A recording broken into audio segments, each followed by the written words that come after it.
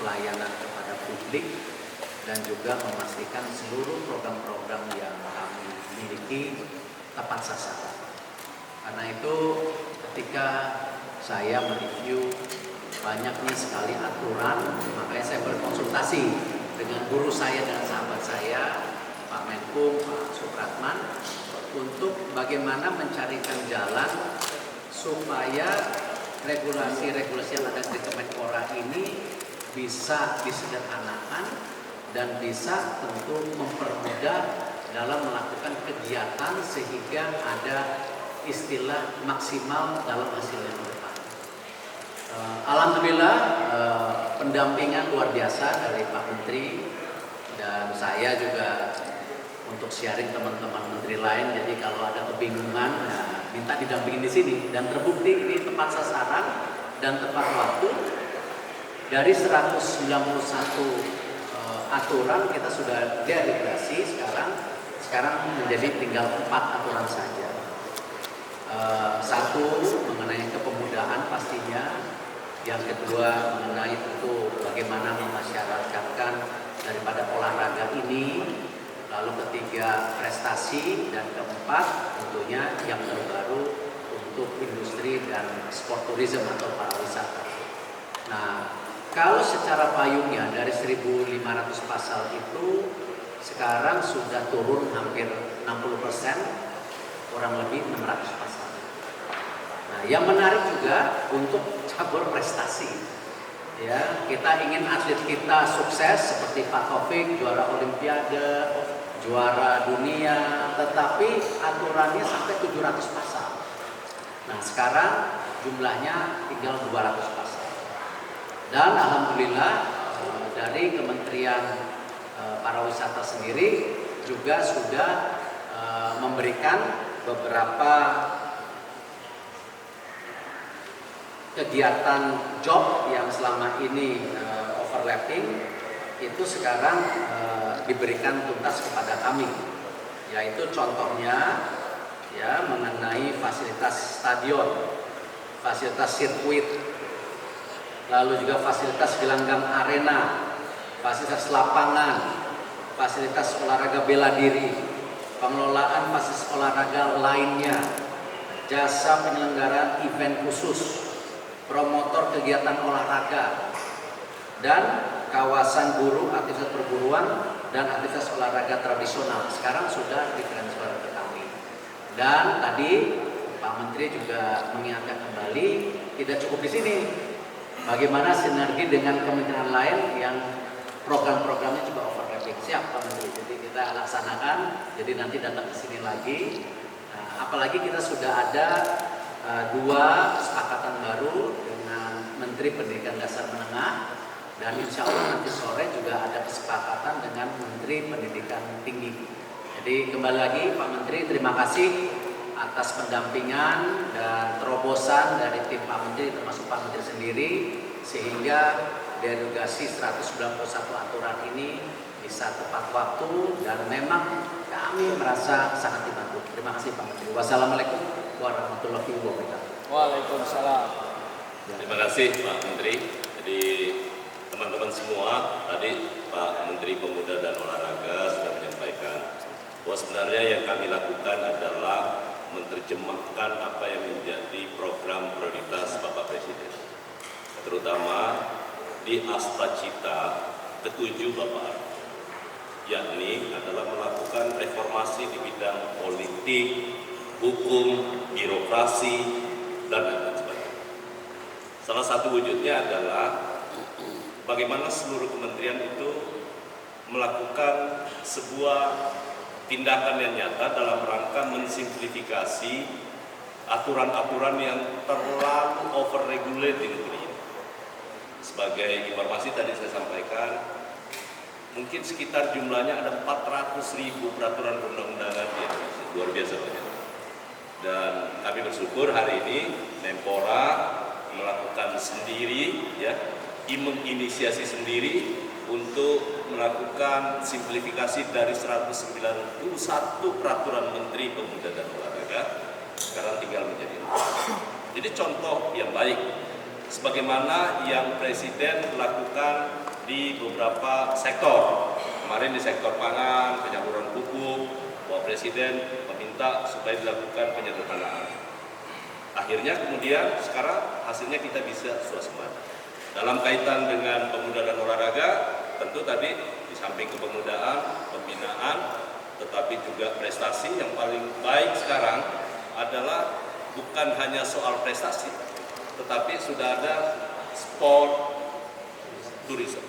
Jadi ini sebuah kerangka kerja lintas kementerian yang sangat bagus.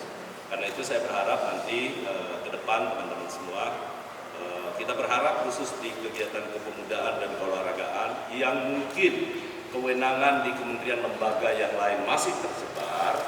Nah, nanti kita akan coba tentu atas inisiatif dari Bapak Menpora untuk membicarakan dengan kementerian-kementerian lain. Sehingga nanti dari sisi undang-undang, peraturan pemerintah, sampai kepada peraturan menterinya, untuk operasionalisasinya itu tidak saling bertentangan, tetapi sinergitas yang dilakukan sebagai satu kesatuan pemerintahan yang dipimpin oleh Bapak Presiden. Saya rasa itu dari saya. Sekali lagi terima kasih Pak Erik. Tadi yang kami lakukan di atas adalah Pak Menpora langsung menandatangani empat peraturan menterinya, ya, seperti yang disampaikan tadi. Kemudian di waktu yang sama, Kementerian Hukum melalui Direktorat Jenderal Dirjen Perundang-undangan langsung mengundangkan. Artinya hari ini resmi 4 peraturan menteri itu dinyatakan. Terima kasih. Rekan-rekan, misalkan ada 2-3 pertanyaan, ada yang bertanya, silakan Mas. Tes. Oke, Pak, selamat pagi semua. Nice info juga. Mungkin satu pertanyaan mungkin bisa jawab Pak Menpora soal Pak Menpora terkait dengan olahraga dan juga hukum ini, dua hal yang saling berkaitan begitu. Kemarin ada masalah polemik terkait dengan PASMOG begitu. Mungkin boleh penjelasan dari masing-masing menteri bagaimana dari kedua kementerian ini dapat menegaskan kembali bahwa status dari payung hukum atlet di Indonesia yang memiliki darah keturunan begitu dapat dipertegas bahwa itu sesuai dengan hukum berlaku, karena kita melihat kasusnya seperti Malaysia yang memiliki sangkut paut kemarin dan takutnya masalah ini nanti dapat dibawa ke event-event internasional yang Indonesia sedang jalankan. Terima kasih. Tentu kami di Kemenpora memastikan semua regulasi itu payung hukumnya undang-undang, tidak hanya cabang olahraga sepak bola. Ya, kita lihat beberapa cabang olahraga pun memiliki atau memberikan kesempatan banyak diaspora kita, ya, yang punya darah Indonesia untuk kembali tentu mengibarkan merah putih kita. Seperti Marsyani Wolf yang renang itu sejak usia 16 tahun di SEA Games sudah memberikan 3 medali emas. Nah, jadi ini harus kita apresiasi, kita bangga. Dan aturannya sudah jelas bahwa kewarganegaraan kita memiliki satu paspor. Itu yang kita. Tetapi saya juga mendorong bahwa sport diplomasi itu menjadi penting.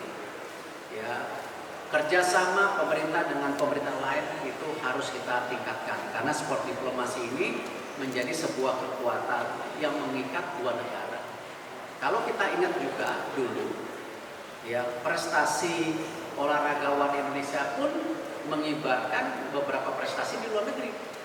Mia Audina memberikan medali perak untuk Belanda, lahir di Indonesia, tapi ngasih perak ke Olimpiade. Lalu kalau kita lihat beberapa atlet bulu tangkis kita yang juga bertanding di Amerika, sempat kalau saya tidak salah ada yang juara dunia di bulu tangkis di double waktu itu, Tony Awal di sana. Ya, artinya aturan payung hukum jelas. Kita kiblatnya ada payung hukum di Indonesia. Tetapi sport diplomasi, kerjasama olahraga kita dengan banyak negara, termasuk yang memberikan kesempatan beberapa atlet kita memperkuat negara lain, itu sah-sah saja. Dan itu bagian dari persahabatan dua negara. Gitu. Ya. Kalau dari Kementerian Hukum kan tadi sebenarnya sudah dijawab Pak Menpora. ya, sudah sangat clear ya. Tetapi saya garis bawahi tadi ada kata-kata yang sangat penting. Diplomasi olahraga itu penting, hubungan antar negara itu penting. Tetapi yang ingin saya tegaskan bahwa undang-undang kewarganegaraan saat ini lagi kita persiapkan dibahas di DPR. Pemerintah sedang menyelesaikan finalisasinya. Tentu nanti itu kita dengar semua, termasuk dari Kementerian Pemuda dan Olahraga menyangkut soal kewarganegaraan seperti apa. Nanti dalam mudah-mudahan tahun ini selesai sehingga polemik-polemik yang terjadi itu tidak akan muncul lagi. Yang jelas bagi Presiden tugas kami semua tentu di bidang masing-masing.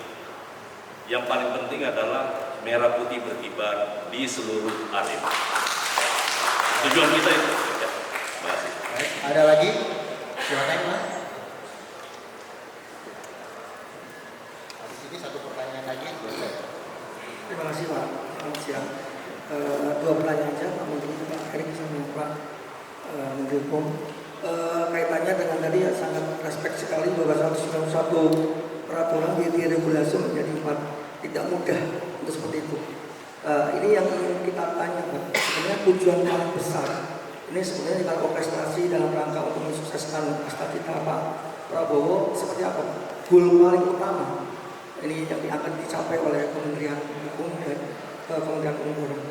Kemudian yang terkait mengenai ini kita tahu bahwa dengan regulasi ini sangat efisien, anggaran akan juga ditekan, tapi hasilnya juga maksimal.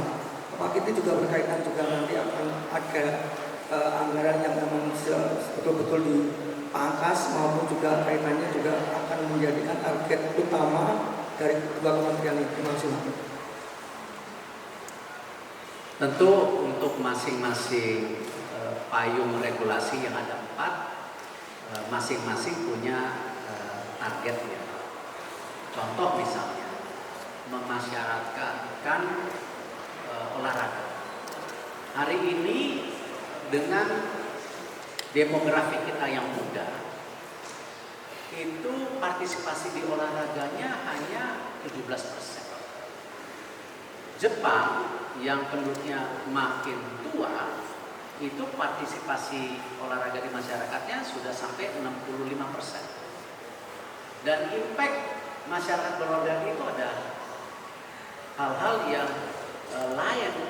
Contoh misalnya dengan masyarakat yang sehat, ke depan ya cost daripada pelayanan kesehatan bisa lebih terukur karena kan semua makin tua. Nah, kalau masyarakatnya berolahraga, nah, disitulah kita masukkan bagaimana nanti peran memasyarakatkan olahraga menjadi yang sangat penting selain membangun karakter bangsa di situ. Dan kita sudah ada kerjasama dengan Bappenas. Di situ ada yang namanya manajemen talenta nasional, di mana jadi anak-anak SD, SMP, SMA kita dorong juga untuk berolahraga. Nah, hal-hal ini ada kalau prestasi jelas, KOI, KONI kita hargai, Kemenpora tentu sebagai payungnya, federasi bisa berjalan dengan baik, tetapi jangan terjadi birokrasi baru antara KONI, KOI, Kemenpora dan federasi yang hari ini masih ada dualisme cabang olahraga. Di regulasi yang disetujui Pak Menteri jelas nanti kita kasih waktu musyawarah dalam mufakat, kalau tidak kita akan membentuk tim satgas untuk mengambil alih. Ini bukan berarti kita intervensi, karena Bapak Presiden selalu bilang tidak mungkin kita ingin punya targeted program atau sebuah yang tadi disampaikan Pak Menteri yang namanya hasil yang baik kalau kita tercapai. Yang terakhir, saya nggak bisa jabarkan satu-satu, yang tidak kalah pentingnya bahwa jangan juga olahraga ini menjadi cost oriented. Itulah kenapa sport tourism, sport industri itu dipindahkan ke kami, bahwa banyak nilai-nilai daripada sport tourism, sport industri itu punya pemasukan besar buat negara. Nah, ini yang kita akan dorong bagaimana kegiatan-kegiatan sport tourism ini bisa mendorong daripada pertumbuhan daripada ekonomi dan juga pembukaan lapangan pekerjaan. Jadi semua ada tolak ukurnya dengan payung-payung yang 4 tadi.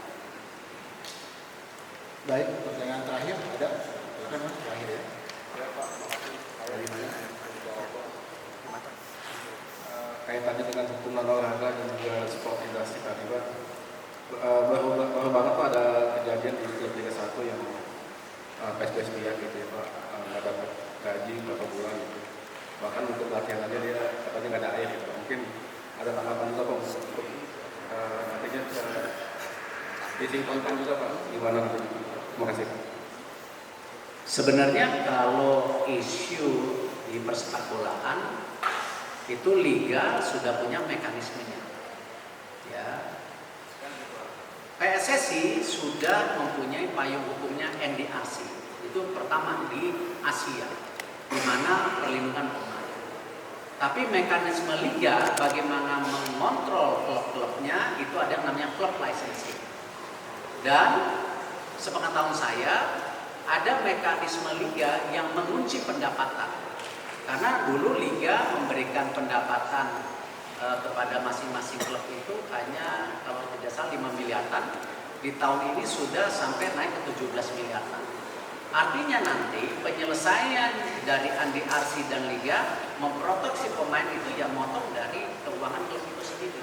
Jadi sekarang sudah lebih terlindungi dibandingin seperti dulu. Itu nanti mungkin mekanismenya silakan tanya ke liga dan silakan tanya ke NDRC. Baik, terima kasih cukup. Oke. Terima kasih. Baik, terima kasih rekan-rekan semua atas kehadirannya dan salam olahraga.